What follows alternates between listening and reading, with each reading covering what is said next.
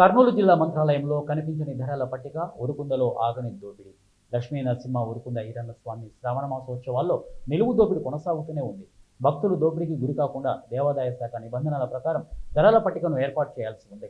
పుణ్యక్షేత్రంలో అవి ఎక్కడా కనిపించకపోవడంతో భక్తులు టెంకాయలు అంగల అధిక ధరలకు కొనుగోలు చేసి ఆర్థికంగా నష్టపోతున్నారు.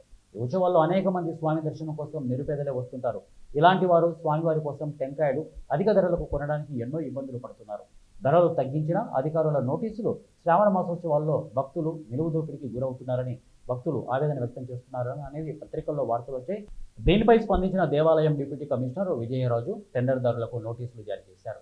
టెండర్ నిబంధనల ప్రకారం ఒక టెంకాయకు 20 రూపాయలకు విక్రయించాలని, అధిక ధరలకు విక్రయిస్తే ఉన్నతాధికారుల ఆదేశాల మేరకు దేవాదాయ శాఖ చట్ట ప్రకారం చర్యలు తీసుకుంటామని హెచ్చరికలు జారీ చేశారు.